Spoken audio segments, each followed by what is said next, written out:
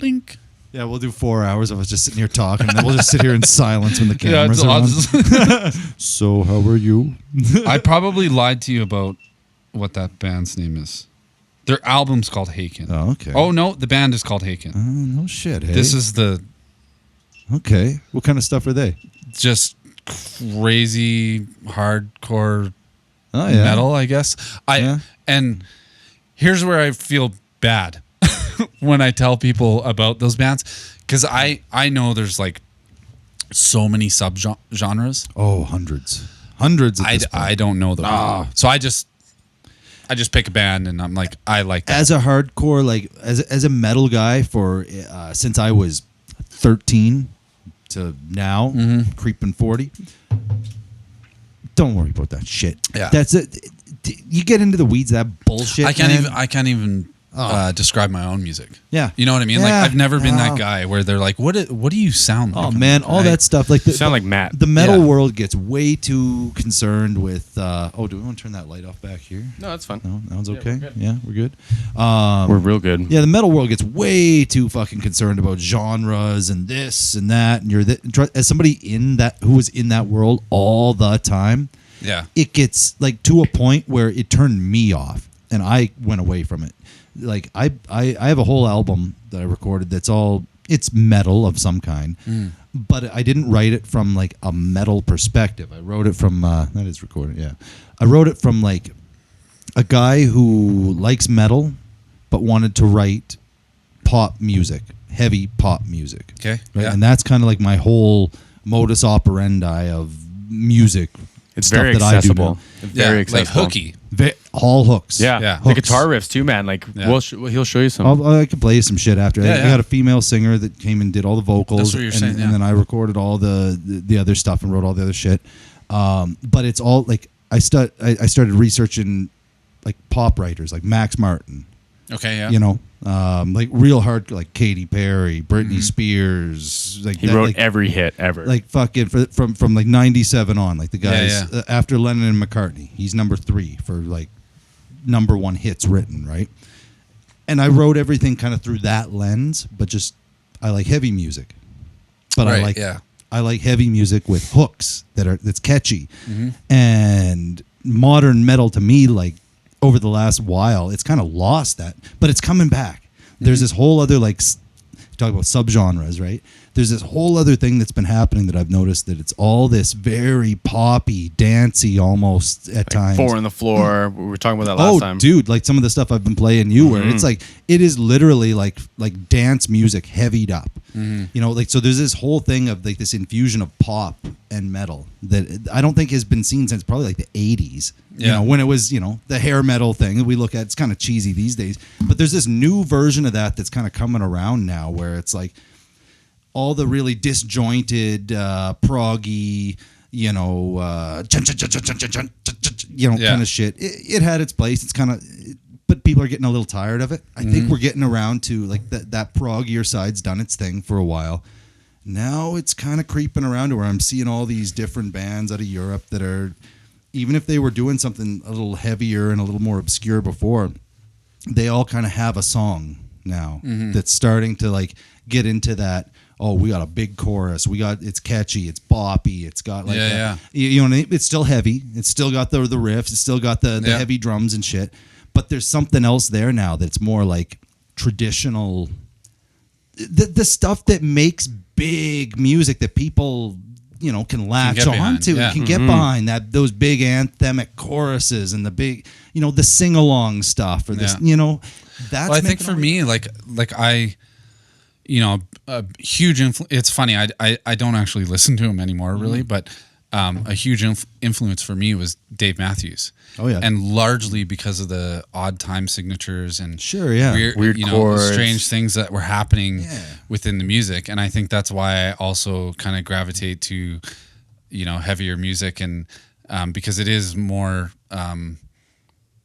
it's kind of mathy. Some of these bands, right? A lot of them, and that's what intrigues me, right? Because I love complex melodies and time signatures, and you'd love the metal world, of course. Right? And the first thing, like me as a music listener, even though I'm a guitar player and a singer, the first thing every time that I latch onto is the bass and drums. Yeah, it's the first thing that I you gotta have a pick up on. You gotta have something that kind of gets you. Yeah, it doesn't matter what I'm listening to, what genre. I'm like, what is that drummer and bass player doing first, and then. You can kind of tell, like, if the foundation's strong, you kind of know what you're getting into. You know what I mean? Like, through the YouTube thing, I don't know if like you've seen any of my other stuff other than the podcast, but I keep going down these like different avenues of bands I would never listen to on my own time. Like, I'm on this big Beyonce thing right now, but like you can take so many lessons from what she does as a performer and as like a professional. You know what I mean? So, talk right up into that, Mike. Okay, I'm sorry. Yeah, that's okay. So I saw a video of you and Kevin, I think, reviewing a Beyonce performance. Kind of, yeah. Is that your other channel? We do like reactions. Is that your other channel? Is that? It's the same channel. Okay. Yeah. So I've you get the idea. Yeah. Okay. I apologize because I'm well, Dave knows. I'm a dad, and half the time I don't know whether I'm coming or going. There's nothing to apologize for. And I'll like some of the podcast stuff. I like wake up at like 1 a.m. thinking that I've forgotten something, and it's just my son has woken me up, and then I lay in bed, and then you guys pop up, and like, okay, I'll watch this. I'm up at 1 a.m. too. Yeah, put in the earpods, and right, like, but awesome. Yeah. So I don't, I don't know like specific episodes or but yeah. I mean, I don't know if you've ever seen that Chris Stapleton, Justin Timberlake. Yeah. I mean, that to me is the best live performance I've ever seen. Yeah, those guys were great. It was a few years back. I have opinions about that. Okay. I feel like Stapleton walked on Timberlake. I feel like the voicing, like the matching of the voicings wasn't fair. Just because like Stapleton comes at you with just so much, and then you go over to Timberlake and it's like, it was perfect, don't get me wrong, but it's just like, it was such a difference that I was like, bring Stapleton back, man. I mean, that's the thing, right? Like, I mean, Justin Timberlake, great performer, great singer, all the rest, but he doesn't have the same and he's walking into a Chris Stapleton song too, so it's just like I mean, it is what it is. But because it was the Stapleton song first, and then Timberlake's, right? Yeah. Is that how it went? I think so. Remember. Yeah, it's been a long time since. But I will say, in terms of like the groove and the melody, Justin Timberlake's song hit way harder, right?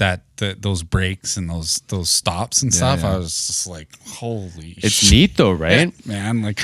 Well, and I love seeing stuff like that. I love collaboration. I was gonna say, like, you see more of that these days too. That like, what was that? Ed Sheeran and Bring Me the Horizon. Have you seen that? It broke the internet, man. It was nuts. You know who Bring Me the Horizon is?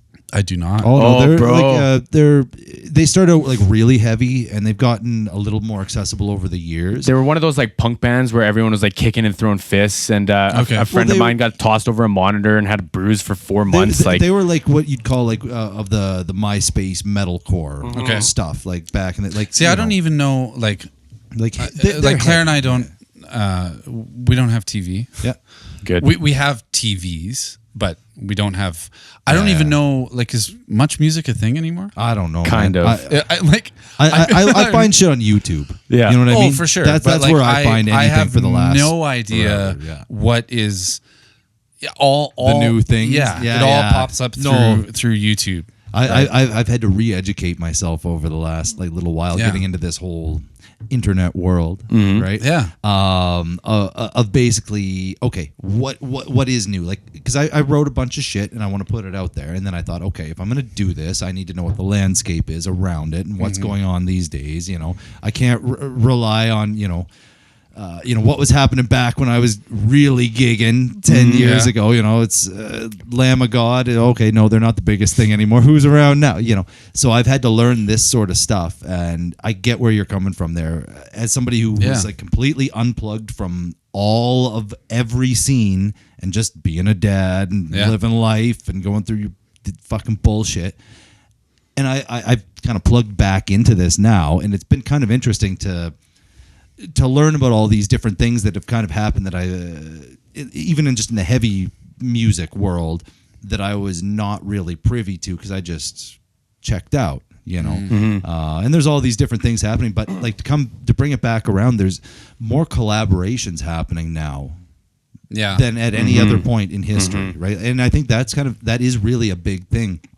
that people really are pushing for, right? Like it's a great means of marketing and advertisement, like to get out to a different group of people that you wouldn't normally have access to, that wouldn't normally check you out. And it's also an opportunity for different takes on songs that are already in existence, and a different type of songs to come out of it, if that makes any sense, right? Like, you start bringing these people together that wouldn't normally work together, or even be in the same, touring circuit, or the same fan bases, or whatever. Even same country sometimes. Same country, whatever, right? Like just completely different worlds that wouldn't normally interact, and then you put them together, and then you start getting something that's kind of different. And sometimes it works, sometimes it doesn't. But when it works, people latch onto it and go, "Hey, that's kind of cool. Oh, maybe we'll start doing this." And then you start seeing different bands and artists cropping up that are doing this new thing based on this. Well, it's like when Ryan Adams did, not Bryan Adams, Ryan Adams did that cover album of Taylor Swift songs. Oh, did he? I didn't even know. I didn't know that either. Fucking brilliant. Really? Yeah. A whole different thing. You want to tap into a whole new group of fans? Yep. Yeah, right. Do a cover record of Taylor Swift songs. You know what, though? I mean, Ryan's in a whole world of shit now. He's there's been some allegations and stuff that have come out.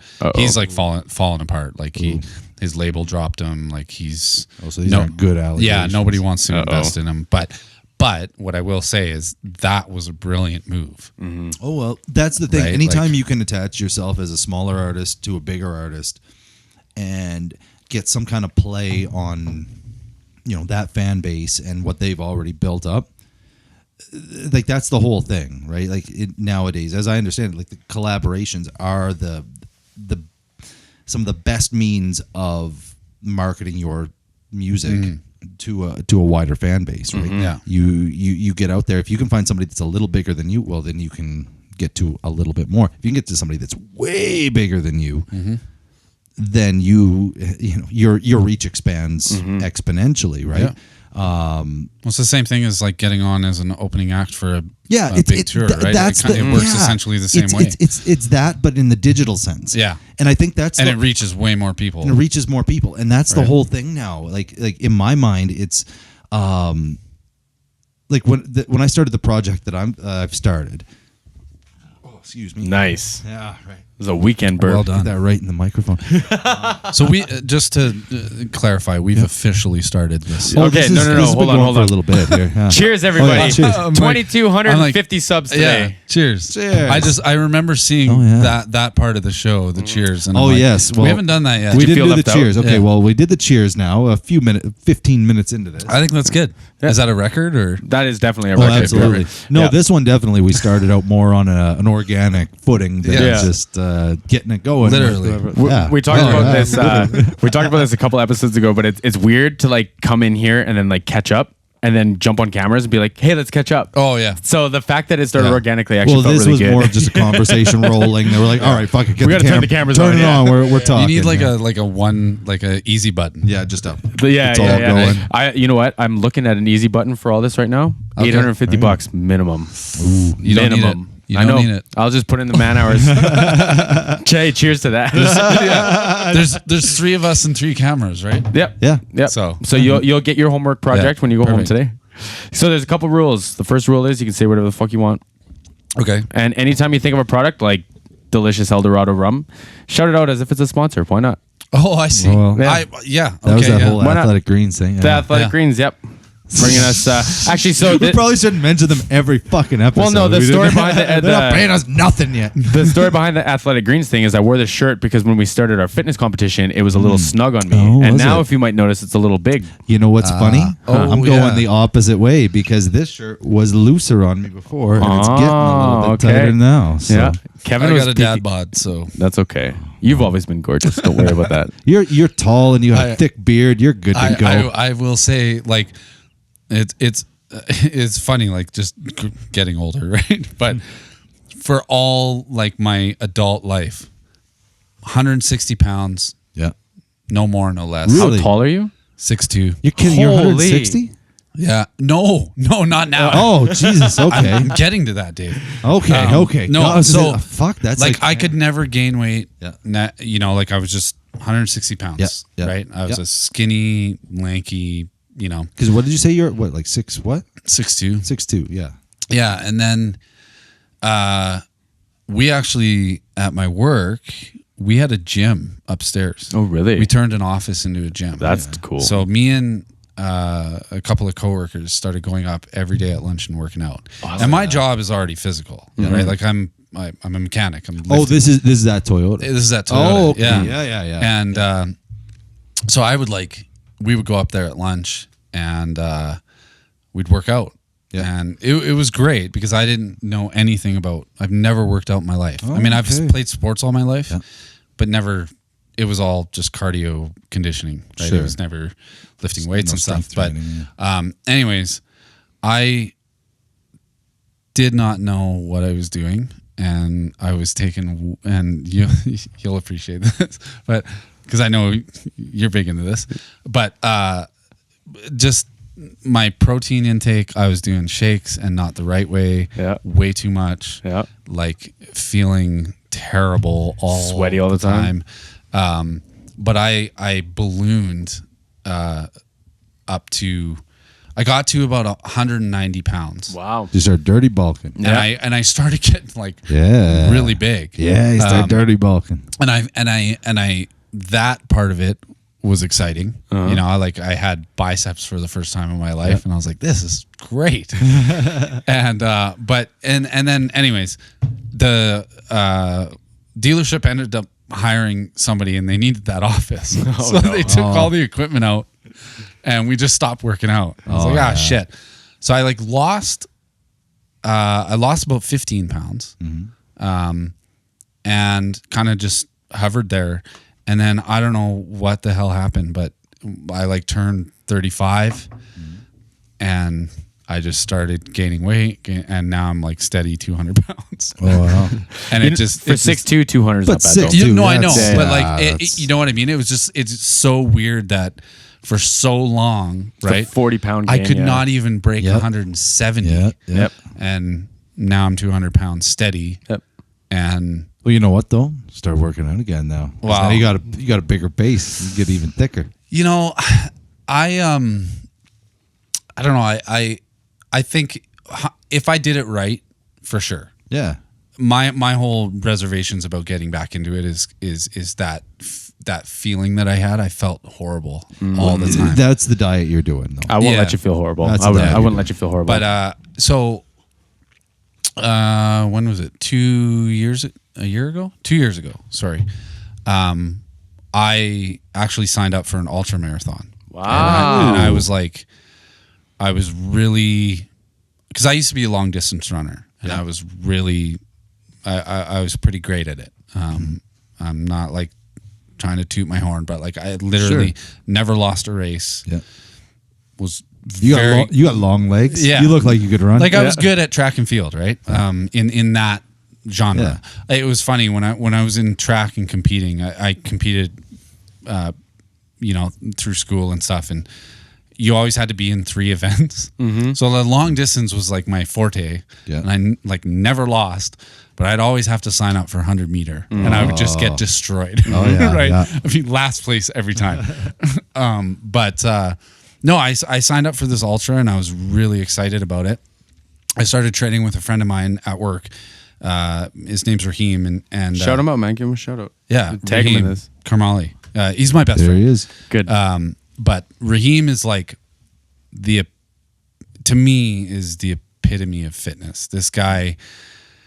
He's dealing with some injuries right now, but Raheem will cycle 90 kilometers. He did the Sinister 7 in Fernie, which is a 100-mile running race through the mountains. Yeah, I'm lucky if I could walk up the block and back with it. And we got to witness it. It was amazing. We showed up at stage 4. I think there's 7 stages, but yeah, we got to be there when he finished or whatever. But anyways, I started training with him, and I think I got up to about 20 kilometers running. And I was just going to do the 50-kilometer ultra.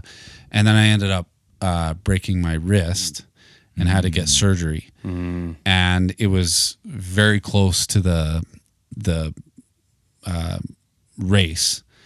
And it was one of those things where I'm like, I didn't feel confident because I know like a 50-kilometer race, you're tired and you're probably going to slip and you're probably going to fall at some point and have to like get back up.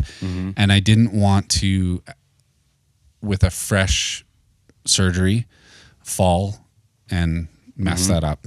So then I bowed out and then just haven't got back into that yet because I still don't have full flexibility in my wrist, like my my left. So when I fall on my right hand, I can feel the pins and I bet. Yeah. So how'd you break it? Mountain biking. Nice. Yeah, you live a much more active life than I do, just so you know. But I think I smoke more regularly than you do. Well, there you go. I don't know. I don't like. It's not a competition. We shouldn't even get into it. I smoke way more than I need to. It's bad, and that was kind of the impetus for me to really quit was doing this ultra marathon, right? So I was really trying to cut back, and even Raheem was like, dude, he's like, you are running 20K as a smoker. It's like, this is crazy. He's like, and it was a huge motivation. And Raheem he's an amazing human being, and he'll push you, right? But he just kept saying to me, he's like, do you realize if you quit completely, what you could do, right? And I do know that, but no, I was huge in mountain biking, and I was riding on the west side, and somebody, there's a trail on the west side called the Muff. I don't know if you've ever heard of this trail. I've walked by it. Yeah. It's like not world famous, but super famous downhill mountain bike trail in Lethbridge. Yeah. And it's not a walking trail. Okay. But people try and claim it as a walking trail, and they hate that mountain bikers go down it. But it was completely built by mountain bikers. Yeah. So people sabotage the trail all the time. So when I was going down, they put shit in the way. Oh yeah. Oh yeah. Really? Yeah. So, do you know Strava? Yeah. That's what I was waiting for. I was gonna say it's one of the most popular, like, well-rated Strava ones. Yeah. And so I didn't walk on it. I just want to start this. I didn't walk on it, but I walked by it to see if I thought I could bike down it, and I thought I could not. But anyways, carry on. So I I use the Strava app because it's fun, right? You can compare your times to other people, right? Because people will make segments of a trail, and they have like King of the Mountain, right? I am absolutely not ever going to be the fastest. There's the times that people have going down some of these trails are crazy. But for me, that day, I was like, I knew I was on like my personal best. I was flying down the trail. And somebody, so the Muff is like, it does this the whole way down. It's really bermy and just fast turns. And you feel like you're in a tunnel because the trees grow over you. Does this go down like to the river bottom? Yes. Okay, maybe but it's on the west side. Yeah, coming down the. Yeah. Oh, maybe I do know where this is though. This sounds okay. You know the area at least. Anyway, okay, what somebody did is I came around one berm and they had jammed a log, I don't know, like a 2-inch, 3-inch log into the both sides of the trail as a deterrent. And so I came around the corner, and I mean Strava's not entirely accurate, but I think I was going around 40 kilometers an hour. Like I felt like I was going really fast, 45 maybe. And I hit that thing. I couldn't stop. Yeah. It came up so fast, and I flew over my handlebars and just launched down the trail, and I put my hands out to stop myself, and I felt something, but I was like, I think I'm okay. And then I went over to Indian Battle Park where the horse thing is down there. There's like that horse where the horses are. Okay, yeah. And my buddy picked me up, and they took me to the hospital, and they x-rayed me, said, you're fine. Nothing wrong. I was like, okay. So I went back to work. Run that X-ray again, please. So I go back to work. My hand's hanging like this. Can you give me something else? I worked for I think it was 2 months, 2 or 3 months maybe. I'm 2 or 3 months. I'm horrible with dates, but yeah. So I'm working a while. 2 or 3 hours later, I went and my back job and is all hands, right? Yeah. I'm twisting wrenches, and anyways, one day my wrist ballooned up big. It's okay, something's wrong. Went to the doctor. They x-rayed again. They're like, no, there's nothing wrong. And I'm going to give a shout out to Peter Kwan. He's an emergency room doctor here. But anyways, I was in a scent cycle one day. He was in there, and I'm just shooting the shit with some of the guys in there. And he's like, let me take a look at your wrist there. It's okay. And he feels around, and he's like, I guarantee you broke your scaphoid. And he's like, it's one of the hardest bones in the body to A, diagnose as a break, and B, to heal. Because it only has blood supply to one side. Oh. So he refers me to Rebound Health at the university. And I go see, I think her name was Jacqueline. She's the best physiotherapist I've ever met in my life. And she said, did they do this type of x-ray, which is a weighted x-ray? You hold a weight and they take an x-ray? I said, no. They just put my hand on a plate. And, right? And she's like, you need that.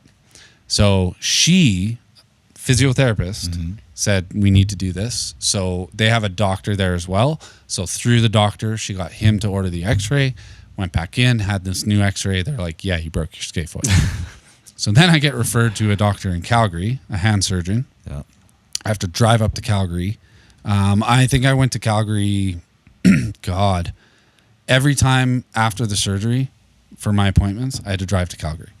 That sucks. To get him to look at my wrist. But that's a 5-hour round trip for those of y'all watching. Yeah. And and did it multiple times, had to take time off work. Yeah. Right.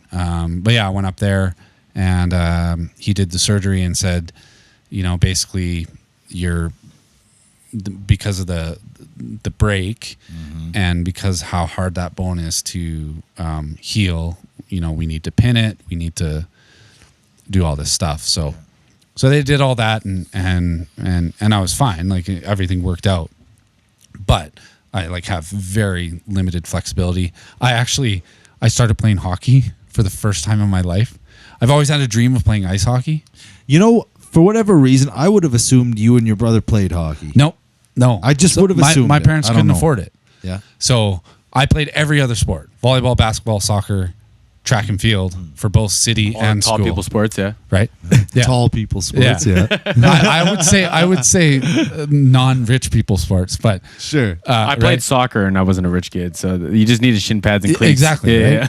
Right? But hockey though, it's everything. That's all you get. Hockey and football. That's all you get. Yeah. if you want to play hockey, you get nothing else. Yeah. But so yeah. Anyways, I work with a guy, and he's like, you should come play LOSA, which is the Lethbridge Old Timers Hockey Association. Nice. And I was like, man, that's a dream of mine to play ice hockey. And he's like, do it. Oh, no shit, so I bought all the gear and played one season. I was absolutely the worst person on the team, 100%, because some of these guys are ex-WHLers. Sure, so yeah. They've been doing it since they were fucking kids, complete probably. idiot. I can't skate backwards. Yeah. But that's fine. I had the time of my life. That's awesome.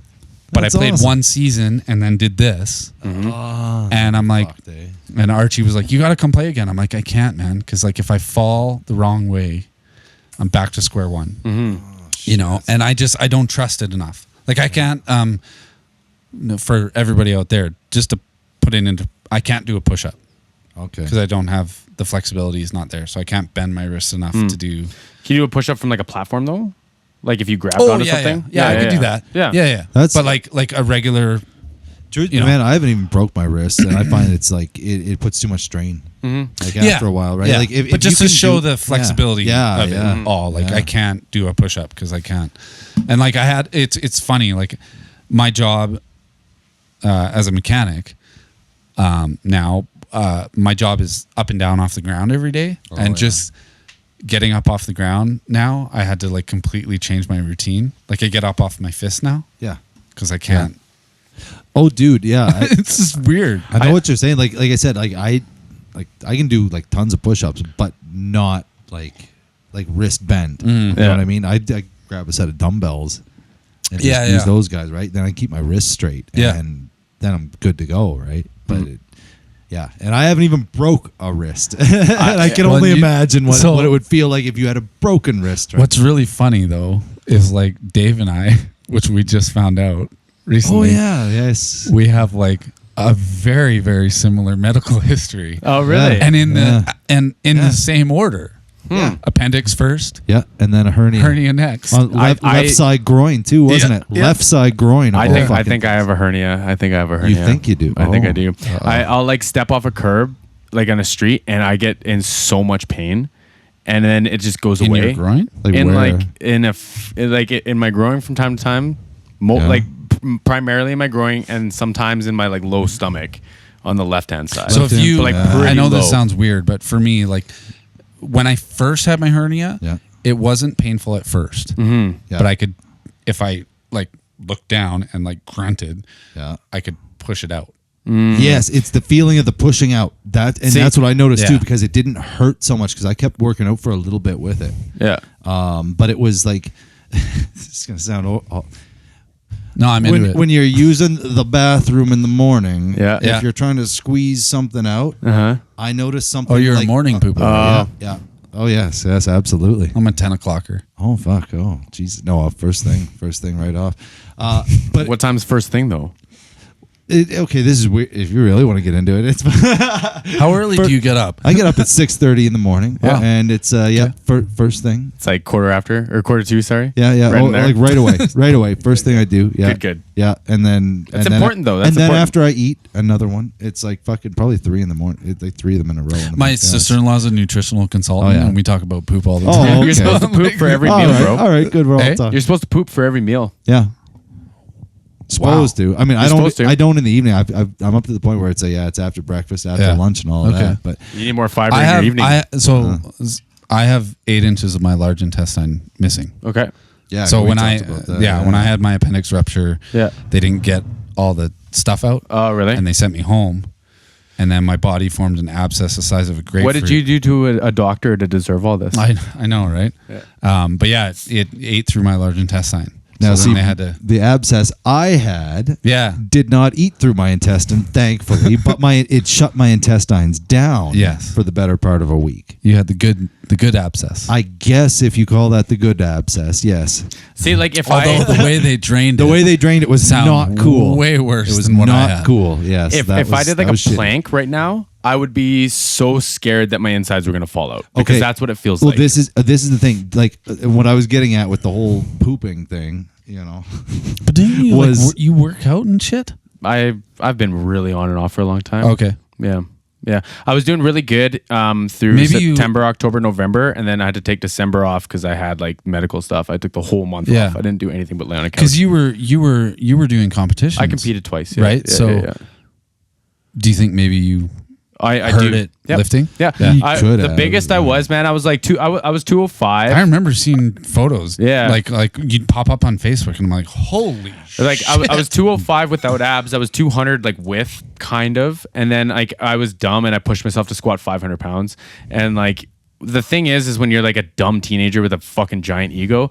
I wasn't a teenager. When you're a dumb young adult with like with a high ego, I went every week until I squatted 500 pounds, and I arguably did it. Maybe I went a little high. Maybe I didn't. Maybe whatever. But I moved 500 pounds that was sitting on my back. And life was never the same after that. You know what I mean? Yeah. It was like my ribs were fucked up. Like I couldn't deadlift the same for a long time. Like it took a long time of healing, man. Yeah. You know what I mean? And then like I tore my hamstring 3 years ago now. And then I came back like kind of with lifting a vengeance. as well? No. I was rounding third in okay. a softball game. Softball? Yeah. For a Samsung event. Wasn't when I was squatting 500. I was going around shade, no third, tea. and I That's blew my hamstring. so much better. No shade, no tea. I was the only athlete there. Like, come on, it was a telecommunications softball meeting with Samsung. I was the only athlete there, and I fucking ate so shit. Jesse goes out on the stretcher after. Those are some of the worst injuries I've ever seen, though. Like broken ankles on baseball bases, or is that what they're called? Yeah. So the problem is your hamstring is meant just to go up and down. That's it. Yeah. And when you put sideways pressure on it, it can only take so much. So mine separated at the origin. So right at your butt, mine fucking fell off. And like the bruise, man, was like, yay. Like in it. And then like gravity too. So it starts to fall down your hamstring, right? And that doesn't require surgery? I'm not. Mine did not. But it could? Yeah, like if you sever a bicep, it'll like curl up like a fruit roll up. Yeah. And then they have to go get it with a hook and pull it back. Yeah, it's really gross. Fuck. Yeah. Nope. Yeah, nope, right out of there. And people send me that stuff, like especially when I was in like the bodybuilding scene, quote unquote, as it were, in Alberta. People would send me those injuries all the time. I'd never watched one of them. Like I just can't. I can't do that stuff from like an empathy standpoint and a fear of my own standpoint. I've watched a few guys tearing pecs on bench press. Oh yeah, no, I can't do that stuff. Like weird broken leg stuff. Like no, it's not. I don't mind watching UFC. Right? Like I agree with that. Like we watch every now and then. For me, it's more about the hang. Like I don't really watch it by myself. I know what you mean by that. Yeah. If we get a bunch of guys together and everybody pitches in $10 and we order the fights, used to do that back in the day. Yeah, it's a lot of fun. Yeah, right? I do the same thing with hockey games, but man, like I remember the last one, Conor McGregor's broken ankle. I was just like, Dustin Poirier one. I wanted to puke. Like I can't. That type of stuff. Okay, never mind. No, we're good. Okay, we're good. Don't worry about that.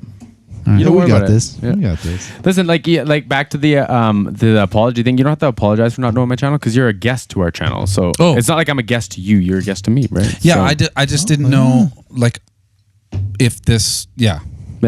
So the whole shakedown is that like I've started this like YouTube thing. Actually, I started it because I was sick and I was at home and I had nothing else to do. Yeah, and it just kind of coincided with the mission that Dave was on to like release his record and like have this whole like online kind of. I don't know what you call it, like marketing campaign. Well, it's this whole other thing. It's I'm looking at it more as like a community that I'm trying to build. Yeah. A community it's great. Locally and then internationally as well. It's great. Trying to build like something. I don't even know how to describe it. So I just linked up with this guy. He's got like 112,000 subs on YouTube. Yeah, sure. He's got like 112,000 on YouTube, something like that, and like 250 on Patreon. But dude's killing it, right? Mm-hmm. And he just reached out to me out of the blue, and he was like, "Hey, man," he's like, "It's really lonely because like people like either just like are excited to talk to you, or they like kind of ask for help and then disappear." He's like, "So like if you're down with it, like I'd love to help you out, and like maybe we can figure something out." It turns out he's a wicked blues singer. Like he's this like big giant black man from Cincinnati, and he sang in church growing up, and he's never sang in front of a band. He's never recorded himself. He's never performed. So Kevin and I just over 45 minutes mixed and sent him California Dreamin'. Okay, yeah. And so Kevin sat on the phone with him for like 45 minutes, getting him going on his headphones and making sure he could hear himself, and he like shit his pants. Like just like hearing his voice in his headphones. That's awesome. And it's just like, man, that's so cool. And he's like, I'll do anything to help you. And it's like, well, we'll do the same, obviously, right? But it's just such a cool, like, it's such a cool time, right? Well, and I think, I think stuff like this is needed. Mm-hmm. You know, I mean, for me, like the first episode that I watched, I'm like, man, I need this. Like, it felt like a hangout. And actually, if I can plug something, please. And that camera right there is looking at you. Yeah, no, I'll talk about it, but I'll see if I can find the app.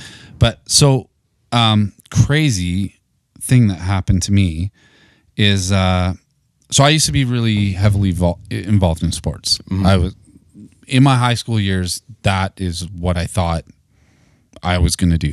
I was a very accomplished soccer player.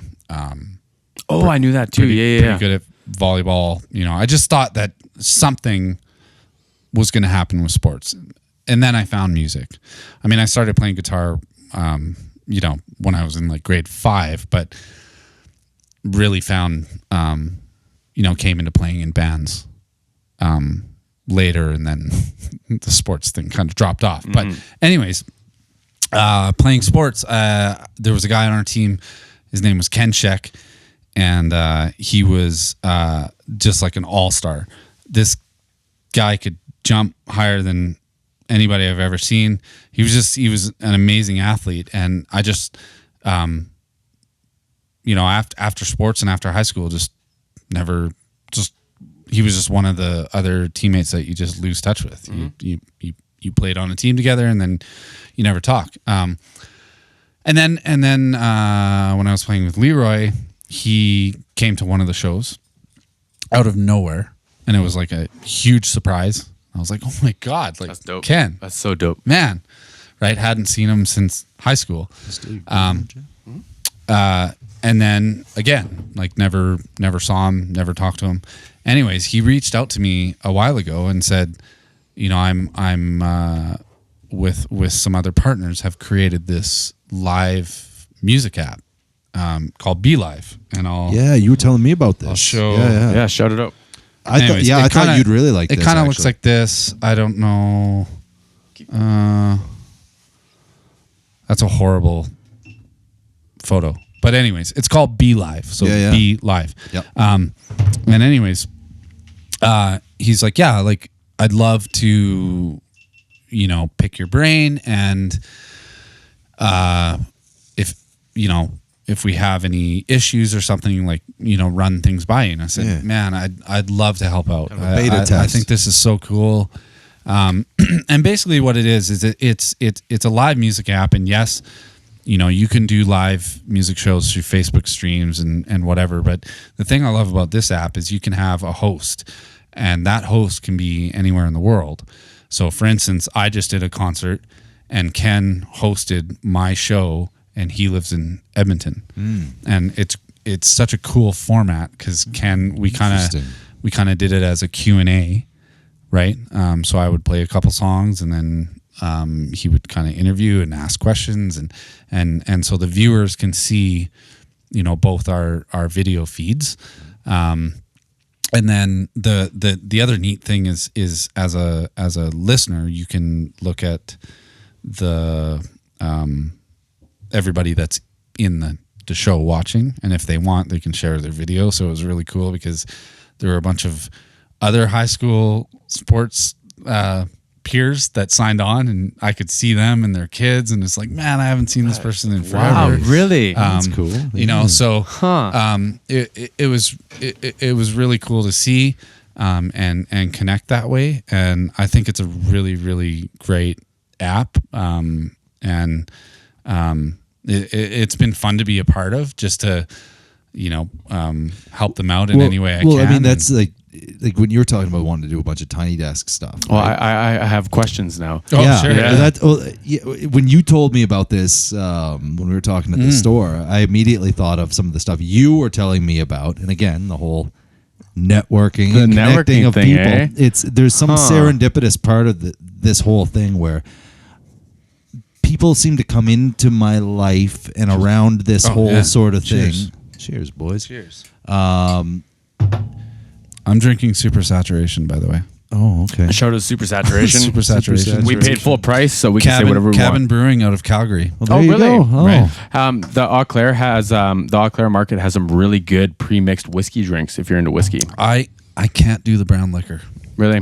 You know what? I try to stay away from brown liquor. I get angry. This is about as brown as I get. Sorry, I shouldn't say I get angry. I black it. It's not. Yeah. I stick to rum now. Yeah. I want to. Like my father-in-law drinks scotch, and I want to share in that so much. Do you smoke cigars? No. Not at all?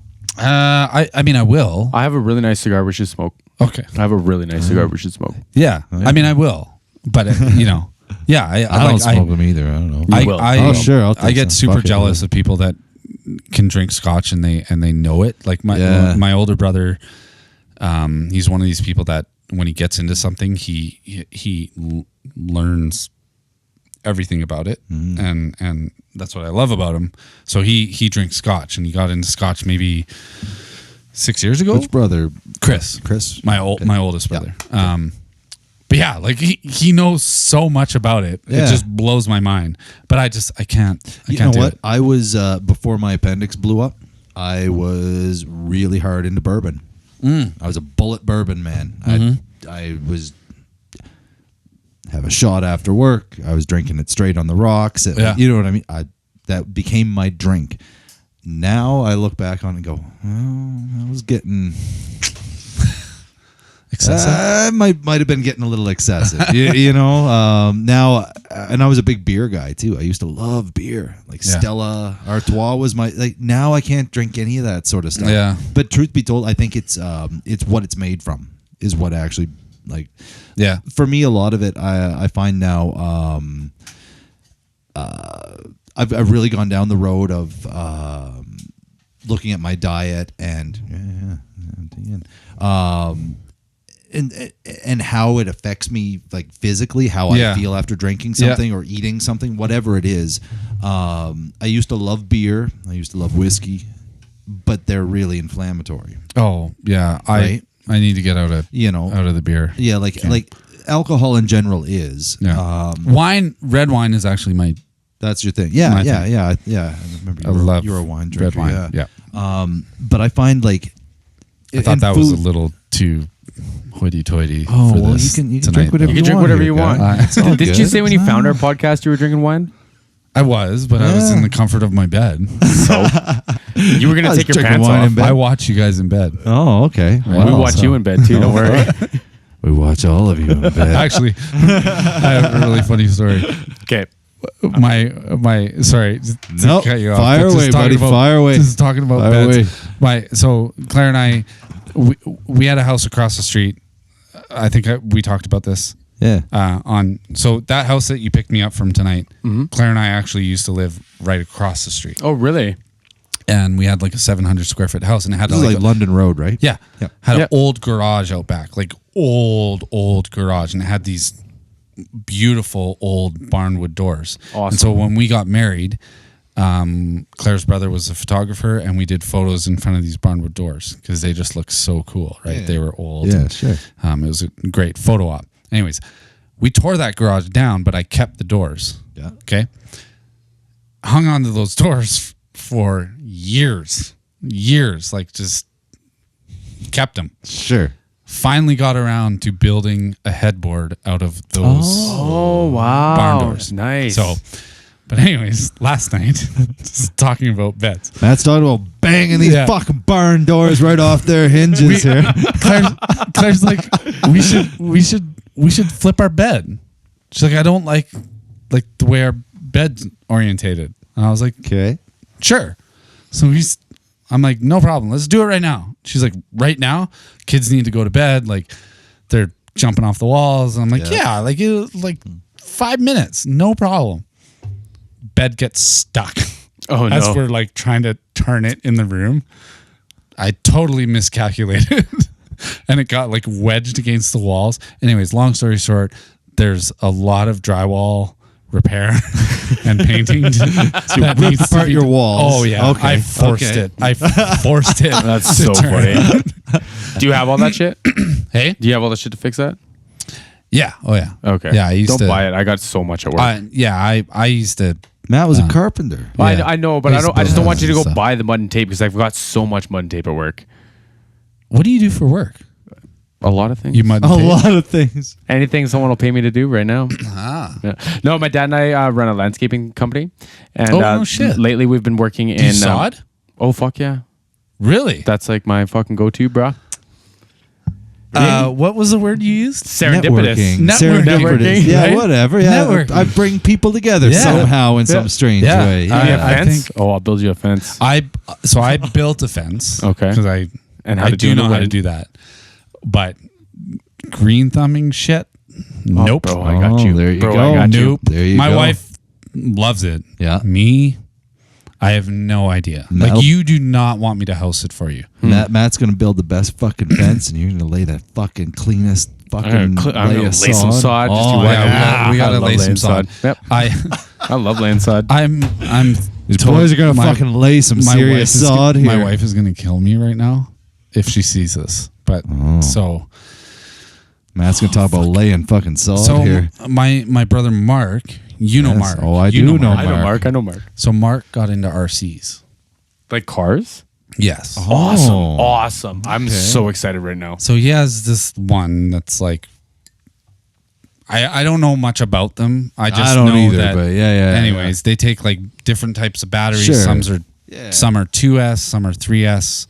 Anyways, he bought this crazy fast like 4-wheel drive remote control car, and he's like, "Wait till you see this thing on a 4S battery." He's like, "It's insane." I'm like, awesome. Bring it Watch over. out for them 4S's. Holy fuck.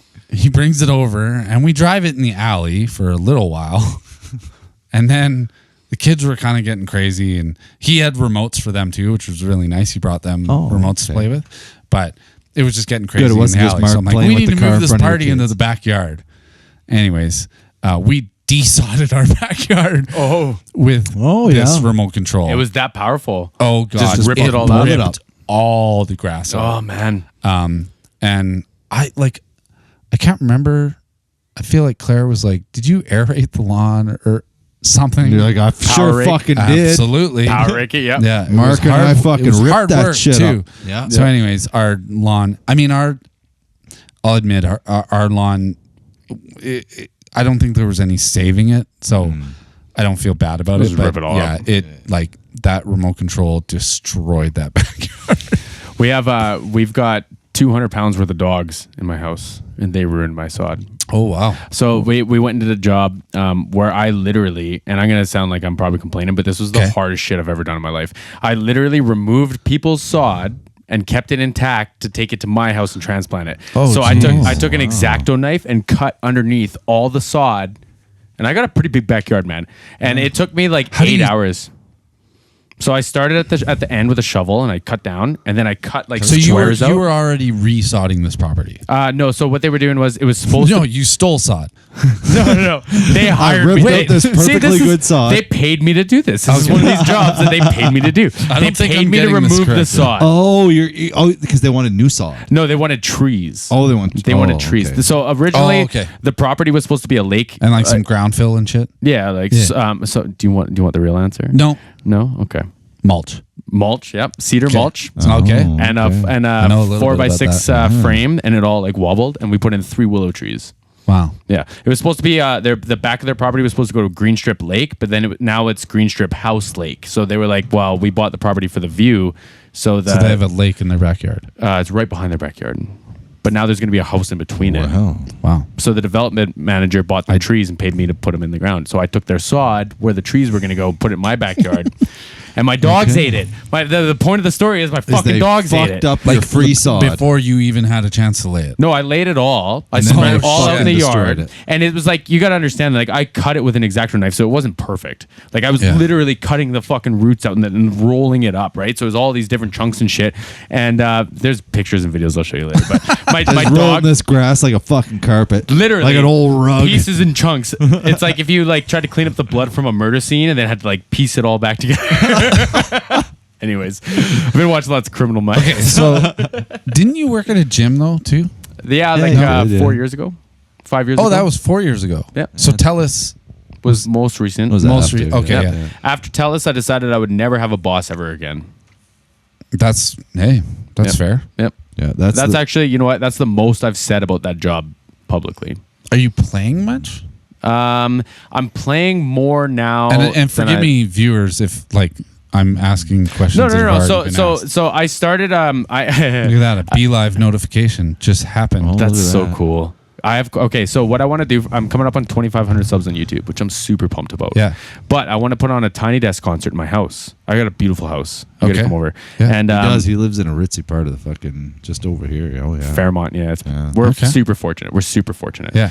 But I have this. I have Jesse's like. in- You're Jesse- not married though yet. Jesse's yet, an no. inordinately wealthy Not that you man. need to get married. No, I'll but- say right now. Like I have full plans to get married. We have a very strong timeline that we're sticking to Yeah. for a lot of reasons. Yeah. right? I know. As the only divorced man here, I say hold the fuck off. Listen, on no. that. Just In just- my just live shout the out way you're shout living. out to my girlfriend Danielle. Live In the my way you position, live. she'd be the one losing. Technically, if it all fell apart, she's the breadwinner. I've seen so, your pictures. You guys are good. Yeah, it's You're been good. 3.5 years, man. She's incredible, but I know that's whatever. We get into it. But I have a skewed I haven't seen your opinion on pictures, so I have marriage. no opinion on it. have you ever seen a Tiny Desk concert on YouTube? Yes. Yeah, so I want to do that in 100%. my house. So Ray Bandman's going to play upright. Okay. Yeah. Austrian's going to come back me up and sing, and I hope play keys. Okay, yeah. Kevin and Dave are going to play guitar, and I'm going to sing. Sweet. We might do pre-recorded drums. We might do Zach Beers on drums. I don't know who that is, but that sounds awesome. Yeah, he's a really good drummer. But we're gonna do 3 songs. He was on the podcast. He was the second guest, number 2. Hat. He's the one where we talked a lot about music. Did he have tattoos? Yeah, yes. lots of tattoos on his. And he was vaping. Yeah, probably. That was him. I watched. Yeah, I thought you watched that one. Yeah. And I apologize. I don't.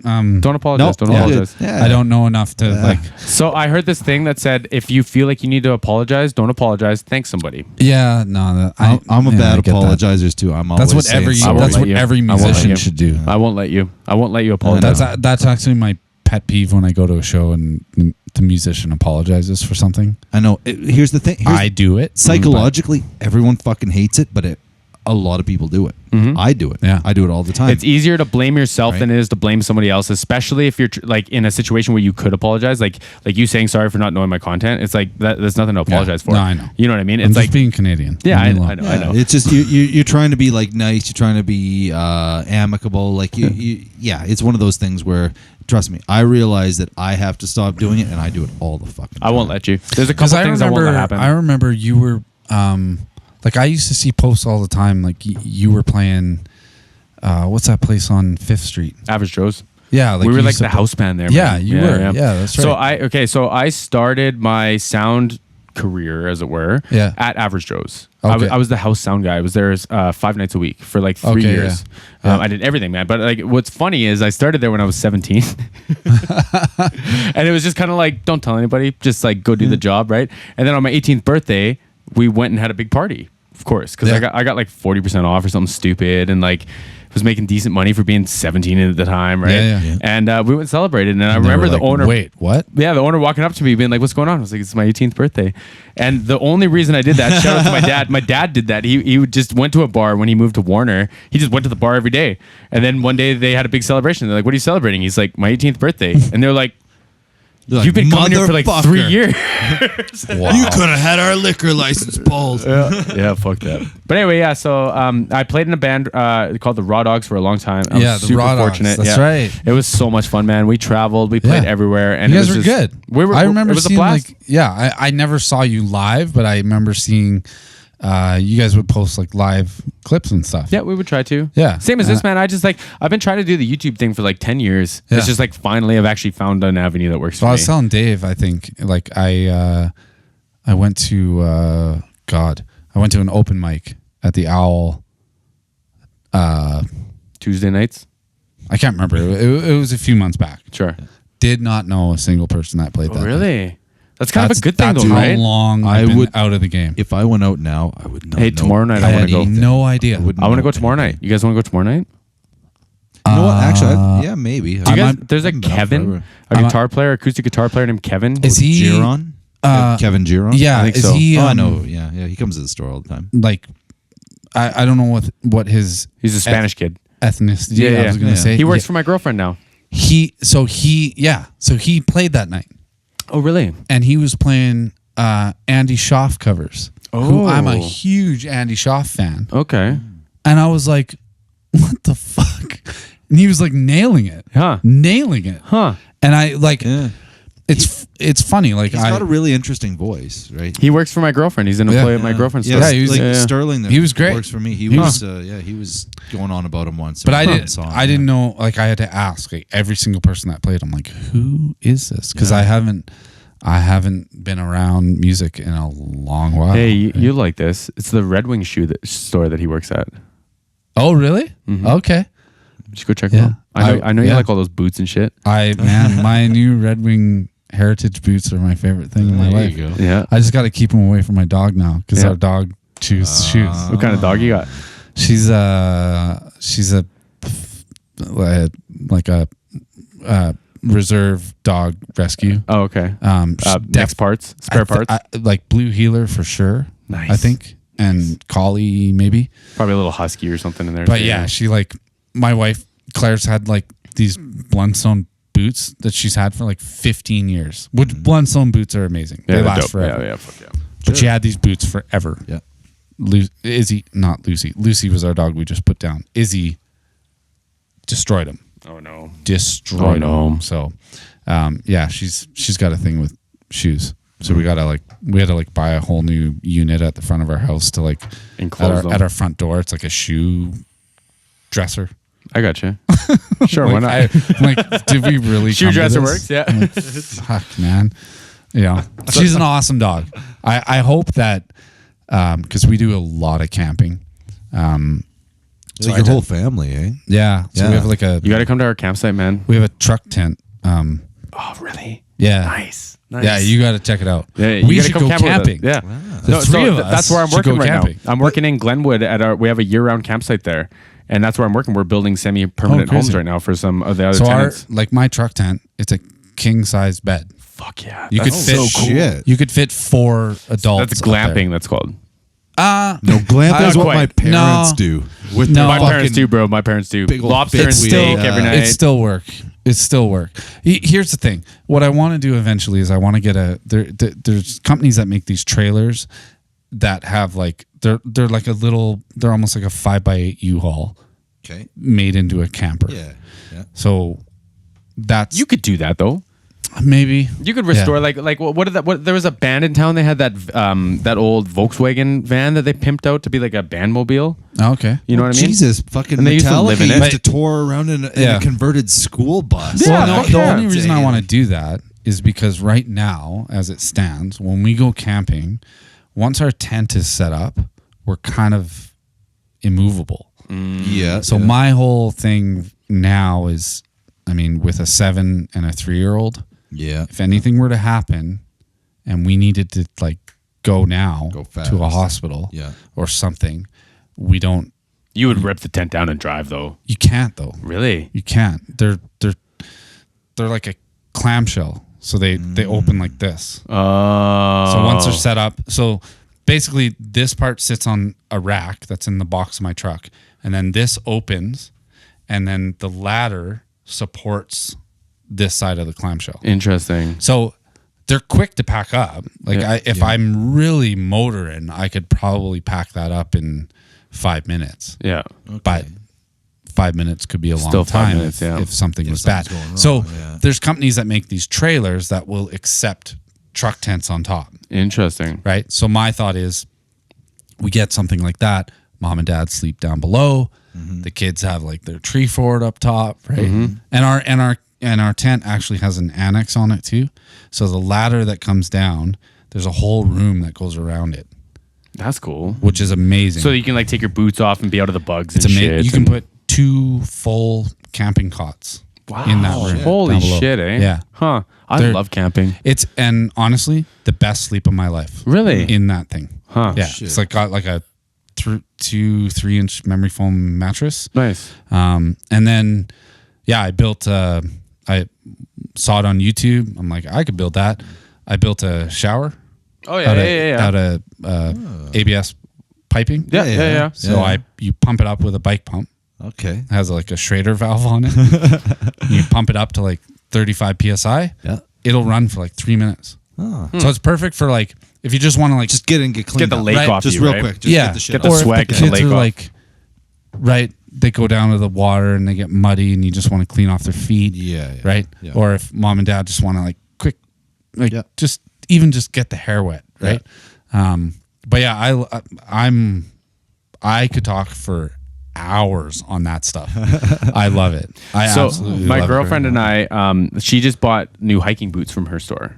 And they're not Red Wings, but they're one of the brands that Red Wing supports, right? Mm-hmm. And I got some what are they called, salmons or salmon or something like that? Yeah, whatever. I never know how to pronounce that. Yeah, I don't know. Yeah. But anyway, what we've been doing lately is we've been looking for deer antlers. So I don't know if you ever want to come hiking through the coulee and shit. Yeah. And bring your kids, man. We'll just go fucking truck around in the woods. I don't know if they get out and hang out with people. I don't hang out with anybody. No, I do.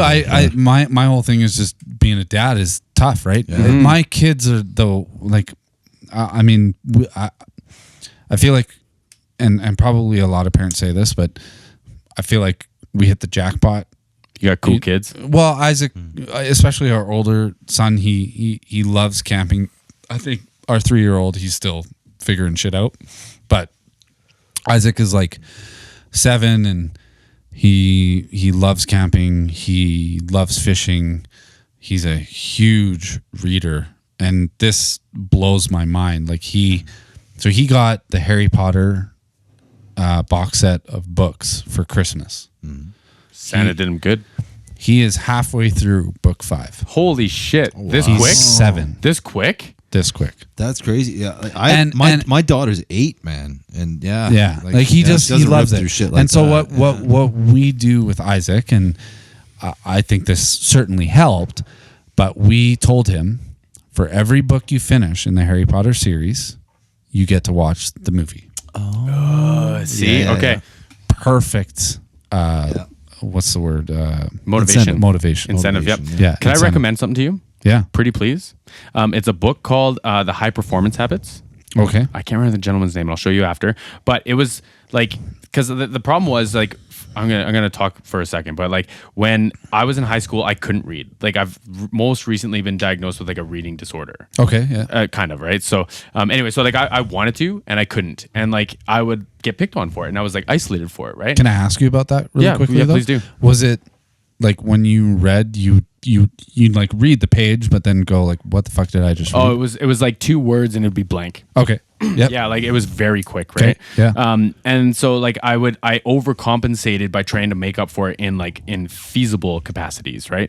So like I could, like same as you, I could build anything I wanted. I could go and make something. I would work harder than the next Tactile person. stuff. Yeah. So it's like if I didn't have the paper intelligence, man, like I'll outwork anybody that had the intelligence. I don't give a fuck, right? Like don't categorize me differently, right? Yeah. And it wasn't until I read that book like a year and a half ago that I understood that was okay. Yeah. And I would challenge you to for yourself and for your kid, because you're going to have one of these Einsteins on your hands if this is the case. Yeah, and I would challenge you to read this book because it's going to give you language around how to support him when he feels he's way above everyone else. Yeah. You know what I mean? Yeah. And I'm not trying to toot my own horn. There's things I'm good at. There's things I'm not good at. And it's you guys probably vibe with this. The things I'm good at, I'm really fucking good at, and I make sure of it. Yeah. And it was like, it was intimidating because people would say, hey, slow down. Hey, why are you doing that so intensely? Hey, how come you're taking so many steps at once? Yeah. And it was like until someone said, hey, that's okay, I didn't know that. And that was like 27 years, man. And it was a struggle, right? Oh, dude. Yeah. No, our 3-year-old is just we call him War Machine. He's a smasher. Like he just good. He's like Anders is like a boy. Yeah. You know what I mean? Like Isaac. So we kind of figured it out later, but Isaac's like super blind. Oh well, sorry, he has like really bad eyes. Oh, okay. And we didn't know that. And so for like the first little bit, he was like super, super cautious. And anyways, the first day he got his glasses, he like noticed the clouds outside. Like right. So I bet you that was amazing as a dad. Yeah. So like for instance, like Isaac's in swimming, and I always feel bad because I can see him out there. He can't see shit. Yeah. Right. And we can't afford to get him prescription swim goggles, right? But I like always see him. He's just like, he's trying to like see me in the crowd. And I'm like right there. He can't. Dude, I was like that. I was in 3rd grade when I had to get fucking glasses. Yeah. So tapping like I got them. I got contacts in right now. But yes, I think that kind of made him not the kid being able to right? see when you're a kid. Yeah. And it kind of like I didn't get into a lot of sports stuff, and some of it because I couldn't see right. Yeah. You know what I mean? Yeah. Isaac was super cautious for so long. You can't compete with other people that can, other kids He's that kind can of see like, if you can't see. Yeah. It fucks with you. Isaac's like, he's starting to kind of come into his own, right? He's starting to get more ambitious, I guess. Yeah. But for such a long time, he was terrified of like, we go to Soyuz for vacation every year, and even like getting on one of the boats like kind of really freaked him out. And now that I look back on it, I'm like, was it because he couldn't really see very well? And was like, what am I getting on here? So but he's like, I mean, he Isaac still does sports, but it's not. I don't think it's really his thing. I think it's more the hangout. Well, right? Like he plays soccer. It's and, funny you got 2 boys, and you're talking like I'm a dad of a little girl. Yeah, an 8-year-old girl. So it's like, and she's a girl. Yeah, like she's not into. We tried. Yeah. She's not into sports. It's like she's not into any of the. That's I bet not her you thing. can't wait till she starts dating. Oh yeah. I'm looking so forward Classic, to that. Right? Yeah, exactly. But no, man, she's And how old is she? 8.5. 8.5. 8.5 now. Yeah, she'll be. And did we in talk? July. Is she going to the same school as Isaac? Did we talk about that? She's going to Fleetwood. Yeah. Okay. Yeah. Because I see Claire in the morning sometimes. There. Right. Yeah. And do you know Dave McCann? Yeah. Yeah. He's there too. Yeah. Yeah. So, and John Wart Hannum is there sometimes. Yeah, I see John and Taylor Ackerman. His kids are there. Oh, okay. Yeah. I didn't know that. Yeah. I very rarely get to pick up. Yeah. Isaac. No. I mean, I love it when I do, and he like looks shocked when I'm there. Oh yeah. Right. He's like, "What are you doing here, Dad?" I'm like, "I got off early." Yeah. It's always the drop offs that I see people because my daughter's in the Blast program, so I see her. Yeah. When I get off work or whatever, but yeah, in the mornings, sometimes. I got a 50-50 split, right? So 1 week I'm dropping her off every day, 1 week I'm not. Mm-hmm. But yeah, it's funny. Sometimes I see all these different people that I know from around town and whatever. And Claire's one of them that I see sometimes. Yeah. And it's cool. That's awesome. Are you gonna have kids one day? You think? I really hope so. Yeah. You guys want to know a little secret? Yeah. I have. Yeah. Yeah. Okay. Since I was like 13, I don't want to know your secret. I was trying to go back on the conversation we were having, and I'm like, do I want to know this secret? Yeah. Okay. Since I was about like 13 or 14, I've had dreams about having a daughter. Okay. And there's been times in my life where I quit dreaming about it, and I've broken up with people because of it. Really? Yeah, it just feels so close to my heart, and I won't even pretend to be able to actually empathize with what it feels like to be a parent because I'm not a parent and I don't know what that feels like. Until that day that you hit, like the day that I remember when my daughter was born, man, I'll never forget it. Yeah, I have dogs, man. I have a girlfriend. I have people I care about, like, and I understand that, but I know it's not the same as having a kid. For it. No, I know. I don't care what anybody says. It's a different thing. I don't care what it's a whole anybody different says. world. Yeah. Different thing. Every parent is different, and everybody raises their children the way they want to raise them. Like I had so many people, like, when we told them we were pregnant and we were having a kid and stuff, giving advice and stuff. None of it ever. No, never. No, until you're doing it. You do what you do. Until you're doing it, and then do. everybody, it's a little different. There's no rule book for it. There's no guaranteed you do this and everything's going to be. You figure it out as you go, right? So for Isaac, right? Yeah. Like, obviously, Dad was a musician. Mm-hmm. So when we had Isaac, that was like right around the time I was playing with Leroy, like heavily. Mm-hmm. Yeah. So much rehearsing. Yeah. And Claire and I just decided we're not going to try and dance around Isaac. Like, we lived in a 700 square foot house. Yeah. There was no way for me to hide rehearsing and noise. Yeah. So we just owned it. Mm-hmm. Mm-hmm. So Isaac would go to bed and I'd be rehearsing, like, normal volume, and that was it. And Isaac, to this day, he can fall asleep like that. Doesn't matter what. That's so cool. Distraction. Yeah. Right. But we tried to do the same thing with Anders. Same thing. Live our life. Yeah. Like with Isaac, like, we would watch movies, and he's literally right there.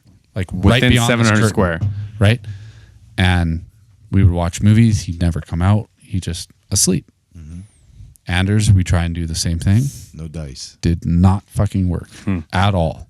Whole different personality. Anders is still coming into our bed. So right now, with Anders, he falls asleep in our bed. We transfer him to his bed. Mm-hmm.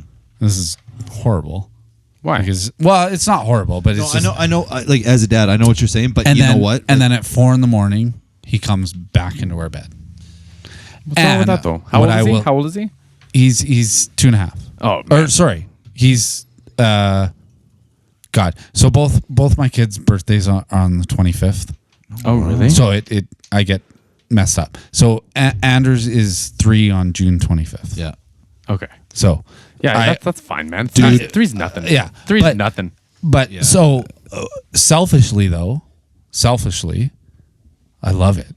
Of course. Like, I love hanging out with. I know what you're saying, because I get this. On one hand, there comes a point. My daughter, now it's stopped. But up until she was about 7, it would like every now and again, like it got less and less and less as time went on, right? You know, when she was younger, it was a lot more. And when my ex and I split up and we're doing the, you know, she's living at 2 different houses, things, it definitely happened a lot, right? It took a while for her to get used to that whole world of, you know, I live with dad, 2 I live beds, with mom. 2 rooms. It's a whole different, right? But it's literally been up till like, I think the last time it happened, she probably was like 8 after she had turned 8. Yeah. The last time, like, you know, she'd come and wake me up. Oh, you know, I can't sleep, you know. What grade she in? What grade she in? Well, she's in grade 3 now. Grade 3? Yeah. So I was in grade 5 and I would still hold my mom's hand to school. Yeah. And someone called me out on it and that's when I stopped. But like, I had a thing with the dark when I was a kid. Yeah. I would sleep on my parents' floor. Yeah. Nice. I think, God, like it was bad. Jesus. I think so I had a really, do you remember Unsolved Mysteries? Oh yeah, I do. Yeah. Yes. Yeah. So hold on. There's like 2 or 3 new seasons of that on Netflix right now. Nope. I won't watch it. No. Not even now. Oh, you're just the noping old out. ones. I thought you were telling me I was wrong. I was I just watched that. No. I know what he's saying. If you watched that when you were a kid, the original ones, that dude's voice and that shit, man, that's fucking I remember scared you. So when I grew up in Prince George, BC, and we had like a basement rumpus room, and you remember like basements that had like there was like the metal pole that like held up the basement. 100%. I had that in my old house on the west side before I was here. Yes. So I remember when I was a kid watching Unsolved Mysteries. It was like a Sasquatch episode. Oh yeah. Like it was about Sasquatch and these like campers, and Sasquatch was like throwing rocks at them. It scares the shit out of me. Anyways, power goes out. Oh. In our house. The rest of my family's upstairs. I have stumbled upon this Unsolved Mysteries show when I shouldn't be watching it. Power goes out. I run full tilt screaming because the power goes out. Oh. Hit the metal pole. Boom. Yeah. Yep. Seeing stars. Anyways, go upstairs. That was it for me. Unsolved Mysteries. Nope. Done. And that was it, eh? Yeah. Huh. Yeah. I remember that one, and not that episode, but Unsolved Mysteries. Yeah, that was a bad one because it always came on after Rescue 911 with William Shatner. No shit, it did every fucking week. It came on after that. The one that got me, man, I remember watching X-Files. Okay, yeah. And it was that episode where it started out where like the guy's in his bed and then all the little aliens show up around him and it's just light and I he remember can't that move, one too. and it's just all these. I swear to God, for like 5 fucking years after that, I was petrified. Yeah. Petrified every time I went to sleep that I was going to wake up and there were going to be aliens all around me, and I could see it every fucking night. It was. I thought I was getting abducted. I swear to fuck. I think I slept on my parents' floor until I was like 10. Good. Maybe more. But I would fall asleep in my bed, and then I would like wake up and get freaked out. Yeah. And I just grab my pillow and my blanket, and I would just walk into my parents' room and lay on the floor. See, like I'm gonna steer this a little bit, but it's amazing how I'm never gonna fucking let my daughter watch X-Files or Unsolved fucking Mysteries, man. She hasn't traumatized her that way. Not gonna happen. Yeah. No, consumption, man. It's way more than just food and liquid. Though. Oh, it's whatever you put in your mind. Like right? anything that like it is like brought within your vicinity becomes consumption, right? And it's like I'll eat food that gives me the same fucking nightmares that fucking all these shows do. Yeah, you know what I mean. Here's what I don't understand though: is like Isaac, my 7-year-old, right? Like he's seen some scary shows, right? Like we've watched some.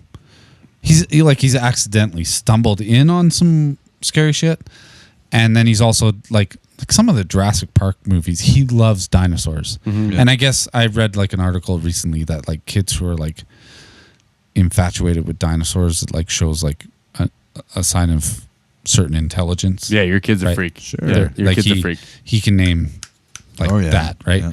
But anyways, Isaac moved into our basement when he was 5. Wow. He's been sleeping in the basement by himself since he was 5. Just good, eh? And we literally go down there, do the whole routine, the hug and kiss, and have a good sleep. We'll see you in the morning. And he's like, he's good. Yeah, no problem. You know what's cool, man? Like, I bet you there's like a certain level of like reasoning that he has with himself where like he just won't get anxious. You know what I mean? He's just like, no, man, like life's like in my control. When I think back to when I was a kid, I'm like, no fucking way. No, I get that. Like, and I think back to like my old house. Like, we had rooms down there. Yeah. Not a chance. Yeah. There's no way. I moved into my basement as early as I, like, you know, when you go through like the typical, like, I want to separate from my parents, be far away from them. So like our basement was unfinished. Same thing, those red fucking poles everywhere. Yeah. And I had a queen size bed in the corner. I had AC/DC posters everywhere. And I had an Xbox on my dresser. And that was my room. The laundry room was right there. And the whole rest of it was unfinished. Open framing? Yeah, all open framing. My computer was over there with I remember drywall I found a pylon. Like a road pylon, and I put it over the light bulb, so my room was all red. Nice. And I hung the string that came down from below. I found like an alien. Yeah. And so I like glued an alien to it, so it looked like the alien was like being beamed up into the pylon. Man, I have so many ways I could take this conversation now. Yeah. So you know what's crazy is the amount of quality videos that people are putting out today with the accessibility of the internet. Because like, remember when you were a musician, you wanted to shoot a music video and there was like 10 grand up front. Don't even pitch me your idea before you have 10 grand. Yeah, man, I don't know. I didn't do enough research as a musician, I think. Yeah. Like I've had a lot of really great experiences, right? Like a band I was in, we won the Molson House Party, like, band competition, and we got to open up for Sum 41, Treble Charger, Swollen Members. I remember that. Yeah. It was crazy, right? Yeah. But again, like, I didn't know enough about the industry. I still don't. Man, nobody ever does. Like, you know? when you're young and you're kind of in the middle of it, you never fucking do. When my first band, like, it was right around the time where like Much Music was like playing music still pretty huge. Like, I remember coming home from school and the first thing I wanted to see was like Much countdown, music, right? Yeah, me too. And see what was like the new thing. Yeah. But then like once I don't know, I started playing in bars and I don't know, I had like all these kind of weird random experiences that were great, but kind of took me on different paths, and I wasn't I've never, as a musician, that's my biggest regret, is I didn't focus on the things that I should have been focusing on. I said this yesterday, right? Like, I think there's so many young musicians who they're so talented, but they have no idea that, like, that is not what you should be doing. You should be doing this, right? Well, yeah. I mean, as a guy who went through that whole thing and tried to make it a few times, to no avail, clearly. Yeah. Now I've looked into not just the music side of it. I think a lot of the problem is when you're young and you're excited and you're writing songs, you're playing with your buddies, you're doing that's all that matters up to a point, and then, at least for me, it changed into this competition of that with other people. Yeah. Right? Where you start doing these battle of the bands, you start doing these which different is things. ridiculous. Yeah, right? Which it kind of pits you against your people in your other people that are at your level, peers. Your peers, right? It pits you against your peers. And it creates this sort of thing where it's like, okay, only one of us can ever make it. Only one of us can ever do it. Yeah. When realistically, the thing that I've come around to now is the whole idea that, okay, yes, you could do it that way, I guess, and maybe somebody does out of your group, or maybe not. Yeah. But wouldn't it be a lot better if we all worked together and we built each other up and we grew a community around that in such a way that everyone could benefit from it? Yeah.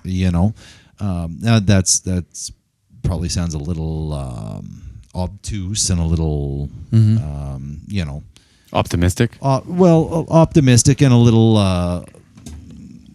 That's kind of like it's a very zoomed out way of looking at it, right? But I think that if people concentrated more on working with each other and together to build something up amongst each other, there's more of a chance that gets noticed than the one guy jumping up on his own, I guess, to some degree. To some degree, right? Especially in the way the way the world works now. It's not the same as it was. Like we're talking before about, coming home and watching the countdown, much music, this or that, right? There was a very centralized way of looking at the music world, right? Like if it wasn't on Much Music, it didn't exist, right? To some degree. Now it's not like that. Now it's, I can find someone on YouTube or Spotify that has no following that I just go, oh, I like their music. Yeah. They're really cool. I dig this. I'm into it. They found me. They could find someone else. They could find someone wherever. The tactics required to find your fan base are a little different than what it was. And therefore, I think what you would do to build a fan base would be a little bit different than what it was previously. Yeah. So I think where before maybe it was fighting to get to the top so that, someone at a label sees you and recognizes you, right? That you're the cream of the crop, and then will pluck you from this field of other musicians that are all competing for the same thing. Now I think it's much more feasible and more of a what's the word? Not like a profitable, but like it's more of a sustainable way of building it. If you can build a group of people that are all kind of working towards that end, all doing the same sort of thing in their own respect, building that community out. I'm a little drunk now. I'm a little I love it. high. But what I'll say to that is, so like my father was a touring musician, right? Like I grew up with it. He wasn't like famous or anything, but like I remember my father going away every weekend. Okay, yeah. To do the weekend. That was warrior popular thing, then, though, right? And to pay the bills, and so, but like I started playing in bars when I was like 16, 17. I think my first bar gig was like 16, 17. And it was only until I started playing with Leroy where I realized I've been doing this wrong the whole time. Yeah.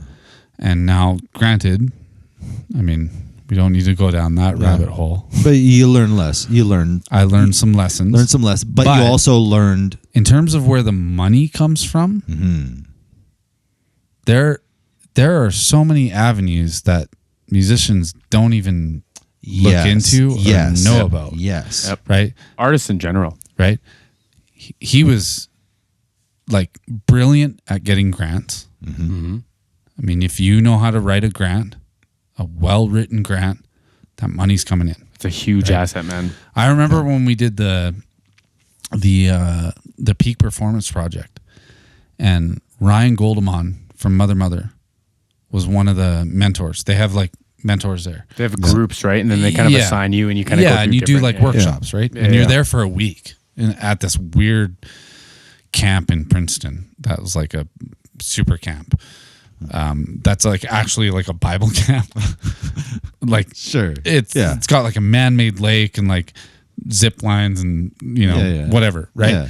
But anyways, they rent that out, and that's where the Peak Performance thing was held, right? They called it the boot camp. Okay. But anyways, like so Ryan Goldemont was there. Earl Pereira from Wide Mouth Mason, the bass player, was there.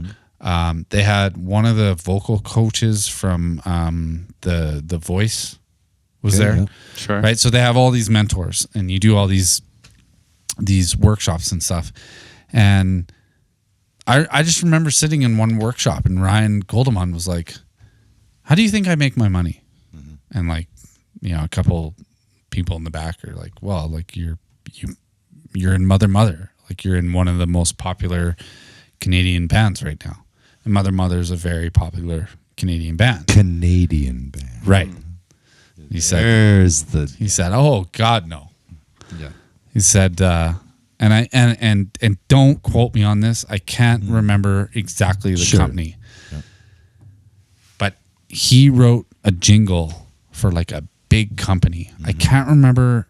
I want to say it's Walmart, but I might be wrong. Walmart, Kraft Dinner, Walmart's something. not sponsoring this. Yeah. This podcast. Screw you, Walmart. Motherfuckers. Yeah. But Unless you want to throw some money down. He wrote a jingle for like a huge and it company. got picked up. He paid cash for his house I bet. I bet. in Vancouver Yep. with the money he made from this But jingle. not off of the mother money. Yeah, but the thing that I loved is the next question he asked to everybody was like, "Do you think I'm a sellout?"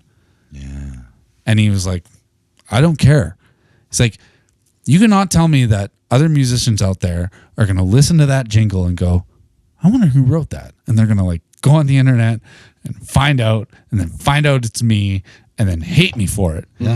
And I'm like, yeah. But even if they don't, he still paid for his fucking house. Exactly. You know what I mean? But that's what I'm the getting thing. at is like, when I played with Leroy, for all the problems that it did have, that guy's brilliant at finding people who can further his career. Yeah. Right? He'll find the best people to do this and do this and do this, but he's got all these avenues for money to come in. It's not just record an album, sell the album, play shows. Right? No. He's getting grants. Won't survive anymore. Leroy's had songs on, and I'm sure I'm going to miss a ton, but like he had Grey's Anatomy. I was just going to say, sync license agreement is what this is called. They used one of his songs on a 2-part episode for Grey's Anatomy. Wow. That paid him a shit ton of money. I bet. He had one of his songs on Sons of Anarchy, right? So I remember hearing that when I was watching it and going like, hold on a second. Like, yeah. And you know what I mean? Like, it kind of freaked me out for a second. Huge amounts of money. Like game-changing, tour-changing, life-changing money for bands that are trying to like get to that next step. That right? whole sync license thing, man. That's like, and like, and here's the thing. There's like one, it's kind of like, as you go through, I started noticing very quickly playing with him that it's like all these festivals, right? They're run by these, I don't know. I don't even know what to call them, but it's all clicky and the festivals and stuff. Right. They keep hiring the same people, and there's like a rotation. The problem for me, man, with any of those, it's like it's always like a bunch of fucking suits that are like, yeah, we want this and we want it to go this way and we want it to look like this, and then like you'll get. And this could be taken as a pro or a con depending on what your conscience tells you. But like you'll get people who show up and say, yeah, we'll do whatever. We just want the gig. Yeah. And sometimes that's a good thing. Sometimes it's a bad thing. You know what I mean? Because sometimes it lowers the standard of the like the environment or like the culture. But sometimes it's like, no, man, I believe in the project and I'm going to do everything I can to support it. Right. So you kind of get both sides. But like I could see that causing problems. Oh, like I think there's so many, like Calgary Folk Fest, Edmonton Folk Fest. I mean, well, Whoop Up Days now, they have the same retired dinosaur bands for the last 30 years. And those are my favorite bands and some of my best friends, to be fair, and I'm sick of seeing them. Yeah. You know what I mean? Like I grew up in Prince George, and Prince George had the Prince George Folk Festival for a long time, and it was run by the same people for the longest time, and it was the same bands over and over and over again. And then eventually it changed to a festival called the Cold Snap Festival. So the Prince George Folk Fest stopped, which sucks because Prince George has one of the best live band shelters in a park in probably Canada. It's the view is stunning. I bet. It's a beautiful park. It's right on a river, right? Amazing. I've seen some amazing shows there. They stopped it. And now they have this Cold Snap Festival, which is basically like, it's a festival that's like broken up among like these satellite venues, right? And it's cool. But again, it's like all the same people over and over again. Just right? spread out now. That, they just happen to get into... They found their way into the circles that were in control at that particular time. Yeah. I guess without getting, too into things. What is that? It's like 10% nicotine. It's nicotine. Just a little bit. So But then what? Oh, and God knows whatever flavor. It's, it's Is just it marijuana in it? no. It's just it's just so you don't have to go smoke is all. Yeah. Sorry. No, fire away. I You press the button and you drag. okay. There you go.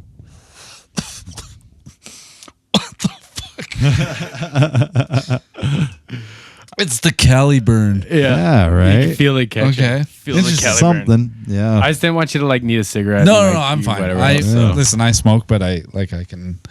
No, he needs to smoke less than I need to piss. I need to go piss yeah, again. gotcha. But what I was... But you know what I mean? Like, No, I know exactly what you mean, and I guess this is it kind of in a weird roundabout way. It kind of goes back around to what we were sort of talking about, what I'm looking to put together here.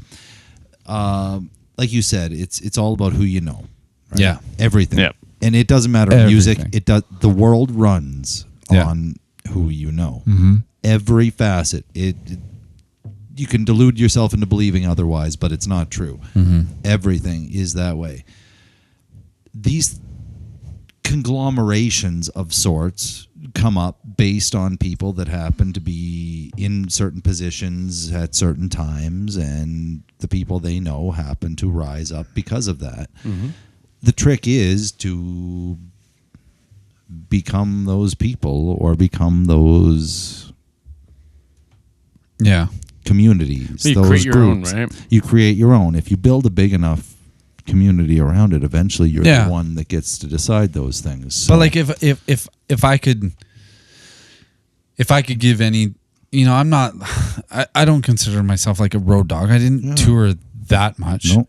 But I did. You toured more than I did. So. Right. Yeah, more than me. But if I could give any advice to young musicians, like if I could give advice to my young self, it would be like, know your value. Know your value, and at this point in time, know that the game is changing. Yeah. The game is like how this is It's part done. of valuing, though. That band that I toured with, which I won't name, but we've talked about it. I did everything. Yeah. I did everything. I got paid $100 a night to start. Then it changed to like 150. I could barely. We played like maybe five times a month, maybe. That's nothing. You can't live on that. And then, so you can't live on that. So then you have to have a day job, You do. right? Yeah. And And my argument, I guess, in this whole thing is that the whole world of that is changing to some degree. My whole the way I built my philosophy on this now is, how many of my favorite bands have I seen live? Not that many. Not that many. yeah, But do I still listen to their shit?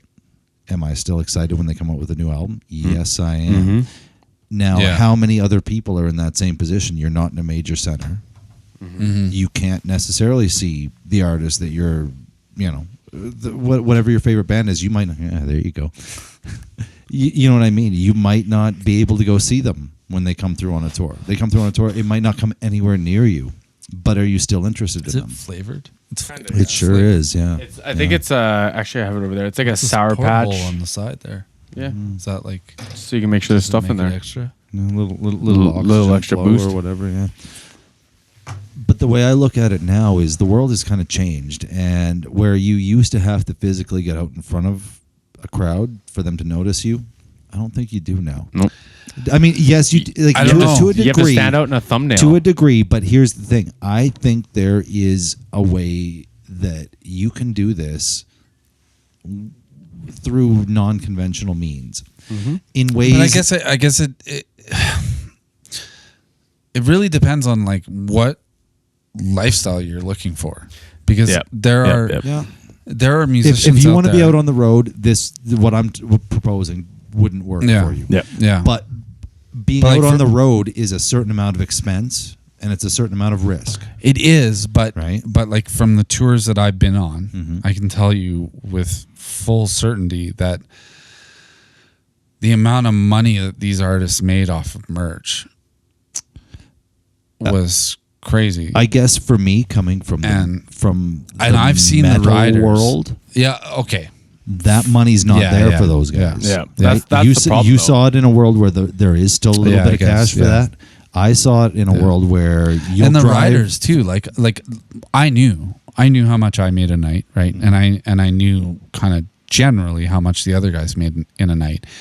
And man, there were like several times where like we would like come into a festival, and when you play like a big festival like Edmonton Folks Fest or Calgary, or like when we toured Germany, a lot of times what happens is when you show up, you get a tour package, and it's just a big envelope, and you open it up, and if you're on tour, it'll have like all your tour dates, it'll have all your hotels. If there's festivals that you're playing, it'll include your festival passes. That's if there's someone who set all that up for you. Well, yeah, right? It's contingent on there being an infrastructure behind that. But what I'm saying is like, I have seen the riders. Yeah. So the pay. Yeah. that artist is making. There are some that are still getting that exponentially more than what I was making per night. For sure. Yeah. And I guess this is where I'm saying. So that kind of goes just back to what I was saying, like, know your worth. Like, yes, you can be a session player and play, fuck you, that camera. Is it this guy? Oh, yeah.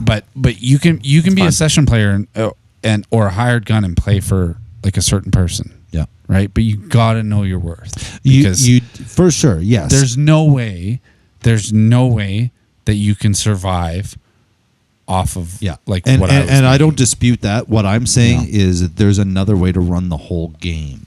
Mm-hmm.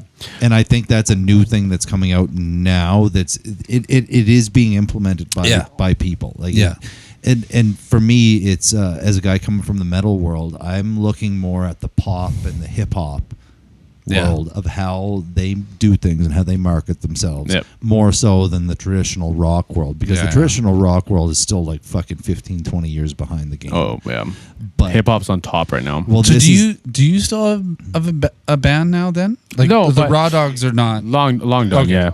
So but my inquiry with the live thing is we want to do this for 2,500. We want to do a live performance in my house. Yeah. And like, are you playing music right now? So could you play music? Oh yeah, like I just did a concert on the B Live. Do you want to open for us? I could do that. 3 songs, and then we'll do 3 songs. You know what I do though, right? I know. I love that. Okay, so that's what we're gonna do too. It's all acoustic vibe. Yeah, I could do it. I could tell you the songs we're gonna do, but then I would do it. Okay, we're doing a Stevie Wonder song. You don't have to tell me. I would just. For me, it's like, when I get asked to play a show, I'm playing the songs that I write. What you should do is you should bring your wife and your kids though, because like Ray and Oz are coming. They have a kid. Oh, okay, yeah. Bring your dogs if you want to. I got a big yard. Yeah. Like the whole works, man. So, we got a big house. We got a big house. Man, the past while has been crazy. So, I mean, without going into it, and I want to say straight up that I'm like, I have no regrets. Good. Okay. And things that happened. But I was like 150% into Leroy's band. Mm-hmm. Okay. Mm-hmm. I was. You gave your heart and soul, man. There was nothing else I was thinking of. I put my own record that I recorded on the back burner, kind of like unknowingly, but I recorded an album and then didn't do shit with it. Yep. Because I was playing guitar for him. But what it boils down to is that he wanted me to be ready to go at any time for tour, but at a pay that I couldn't even live off of. Yep. So that's essentially what happened. Is I couldn't do another Germany tour on such short notice For $100 a night. And I got ousted, right? And that was, it was like, it still is like, I'm still affected by it. It was devastating. I went completely internal to myself. Like I shut out my wife. Like he was my best man at my wedding. So it was tough. And then I slowly started coming out of it. And then out of nowhere, like I sold everything that I ever bought, really and truly, to like my electric guitar gear, I bought to play with him. Yep. Right. It was like, I wanted to be this sound for him, the sound that he wanted. But anyways, I sold it all because I'm like, this isn't like my dream gear. So why do I even have it? I sold everything. I just stopped playing completely. And then dadhood. Yep. Right. And then my buddy Ken reached out to me out of the blue one day. And I was like, man. And it just like kicked me into gear. I wrote a completely new song, which I hadn't done in like 6 years. Actually, I'm reading a book. I'm not done it yet, but it's Jeff Tweedy from Wilco. He wrote a book called How to Write One Song. Oh, interesting. It's not long. Okay. It's like 140 pages. Okay. But he just gives you a couple tools to write. I've never written a song before. You should get this book. You want to know what? Like, I want to write a Stompin' Tom song. There you go. My dad has a picture with Stomp. Really? Yeah. He married don't quote me on this, my fourth cousin. Okay. Fifth cousin. Fourth cousin or fifth cousin. Yeah, my dad's a huge Stomp Tom fan. Oh man, and, I listened to it at work. They played the same festival like years and years ago. Yeah. And my dad has a picture backstage. That's it's amazing. so cool. They have like the like 6-inch shorts. Oh, of course, Right? yeah, It's the hottest balls. Of course, Right. yeah. But yeah, it's such a great photo. I want to write like modern like folk music that has like hard stories. You should seriously, How to Write One Song, Jeff Tweedy. Okay. Because he does these exercises that even for me, like, I have been writing original songs since I was maybe 16, 17. But I've been stuck lately. Really?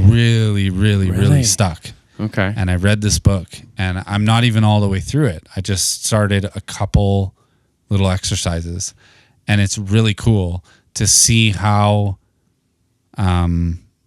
you can take what's inside your brain and make it into a song. He doesn't. So interesting. And it's not like, I mean, you can look up all these YouTube videos on like how to write a song, right? But this book is great. It really is. So what's interesting for the conversation is like I have what's called an executive function disorder. So like the front, I'm going to paraphrase here because I don't really know all about it. Yeah. The front part of your brain is like, okay, this is a cup, so I want to grab it, Yeah. right? But like that's not like your motor function. It just happens. You're not thinking, hey, I need to move my arm to grab it, right? So like if you imagine like a projector of like, hey, this is how to just live your life. My bulb's just a little dim. That's all. Okay, yeah. That's all, right? So what's interesting is like from like sitting down and writing a song and like being like, okay, this like I understand theory. I understand how chords work together. I understand how melodies work together. But See, being I don't like, know theory. Yeah, but like, and so like, what side of the coin is better? Theory, what side of the coin is better? Because I still can't write a song. I still can't, because the minute you give me a project, it distracts me. It gives me ADHD. But do you write like do you ever sit down and like write a riff and go? I would try to. Cool. I would try to, but the minute I try to regurgitate it, it would never happen. Oh, okay. And the more I like the riff, the further back in my memory it gets pushed. Okay. It's very frustrating. But I would love to write a song. So then maybe for you, it's like, have your phone out. If you do write a riff, right? Okay. So if you write a melody or like a really cool groove, you have your phone out, you record it real quick before it like gets to that point. Cause I've done that too, right? Like I love weird tunings. I experiment with them all the time. Good. And sometimes I get so into it and like 45 minutes will go by and I'm like way beyond the first point. Right? Like the first cool thing happens right away. Yeah. And I'm like, maybe I should like record that. And I'm like, nah, fuck it. I'll just keep playing. And then like 45 minutes goes by and I'm like, how did that first thing go? How did I do that? Right? But the really cool thing about this book, I mean, and it is more focused on lyrics. That's fine. Okay? That's what I struggle with. It's the exercises that he has. Yeah. That is like, if you have an idea, like it's not just teaching you how to write like a simple like rhyme 1, 4, 5. He like gets you out of all that. And so he'll like say like, listen, you have this idea. So I'm just like making shit up, but like, let's say like you have this like song idea about the weather, but you're like stuck. You just have no idea where to go. Mm-hmm. Then he like creates these like ladders and shows you kind of how to just make your mind kind of just kind of open out of it. Interesting. And be okay with not using everything. Mm-hmm. And that has been a hard thing for me as a musician. Is when I write songs, I'm typically melody first, lyrics later. Lyrics after. Or music first, lyrics later. Okay. And so what gets me stuck is that I write this music that I'm like, that is fucking amazing. Mm-hmm. And I can confidently go, that's incredible. That needs to be a song. Yeah. But then I start trying to write lyrics to it, and I don't think the lyrics deserve interesting or the melody. You know what I mean? Doesn't do it justice. Doesn't do it. Well, you know what? Sorry, the lyrics don't do the melody justice. You know what though? I would to go back to our, I don't know if this is even on tape, but our conversation about Max Martin. This one's still going. This one's still going. That one and that one's still going. Yeah. We're still getting me. Yep. We're still getting lots of me. And we got all of us here too. We're good. And everybody. How far from this point is your bathroom? Not that far. If you need to take a pee. Well, but I don't want to miss your. No, we can just hard stop and take a smoke for a minute and come back to it. Yeah. Okay. I don't know how long these episodes are, but this is awesome. It can be whatever. We're at 2 hours, which will be our record. And eventually we're going to run out of memory card space. But all I do is I just take a really nice still of us and I just leave that. And then we can just keep talking. So it doesn't matter. Well, I'll sum up this last point real quick before we take the break here. Yeah. The Max Martin perspective on the lyric versus the melody. Yeah. Okay. Is make the lyric fit the melody regardless of what the lyric is. He came at it as a guy who spoke English as a second language. Yeah. And the actual words didn't matter as much to him so much as long as they fit the melody and they kept the melody strong. That's what's hard for me. Yeah. It's like I'll write a lyric and I'm like, there's no way that touches that melody. You got to forgive yourself. You got to forgive yourself for that. Well, self-compassion. I think that some of that might just be in your own head, but as far as making a lyric fit a melody, his default is always fit it to the melody, fit the lyric to the melody. Don't try to fit the melody around the lyric, if that makes sense. So if even if it doesn't make sense lyrically 100%, cut it out. Cut out a couple of words here or there, or whatever, syllables even. Yeah. To make it work with whatever that initial melody that got you going was. Mm-hmm. Because it's the melody that's going to be the hook in the end. People aren't necessarily, the words are almost incidental after a certain point, especially if it's an international song. Yeah.